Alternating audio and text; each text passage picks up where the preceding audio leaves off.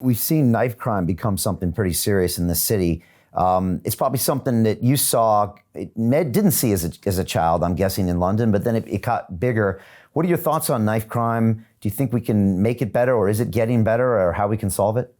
I think it's associated with drugs, drug dealers, gangs, pockets of gangs that are fighting with each other over money that is owed or whatever.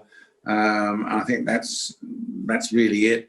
To carry a knife, it might be a status symbol for some people, whereas a fight in the past would be a few punches thrown and a brawl on the floor. Nowadays, it's a knife comes out and someone stabs somebody, which is quite incredible, really, when you think about actually stabbing another person in their anatomy is amazing. But I think it's a lot to do with drugs, and it's as simple as that. And the police, I sympathise with them. There's not enough police on the road.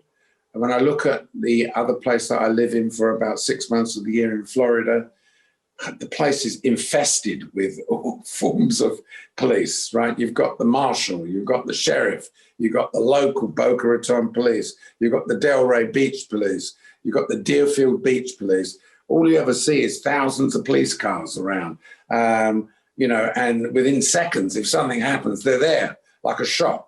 And I have to take my hat off to them that the police are there in force. We in England, they're not there in force because there's not enough of them. It's as simple as that. And then, of course, you've got the other thing. The other thing is that you can't speak to anybody anymore. You can't say, "Oi, you, what are you doing?" Because that now is a breach of their human rights. You can't say something unless they come in at you with a 6 foot long knife or a gun. You can't take evasive action against people. It's as simple as that. Because otherwise you, the policeman, will end up in court. It's as simple as that. And, the world has gone a bit mad as far as that's concerned. But I do believe that we need reform on the police. We need a load more police on the road. We really, really do. And I would deploy, I don't know why we spend so much money on military and all that stuff. I would take half the soldiers, right, and say to them, "You're fired. But good news is I'm going to train you to become policemen," right? So you're not fired, you're actually being reemployed. Because I don't know what we need the army for anyway.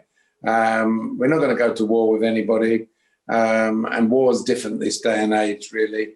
So take all the army, take all them soldiers, cut them in half and send them over to be trained as police operatives and redeploy them, as far as I'm concerned.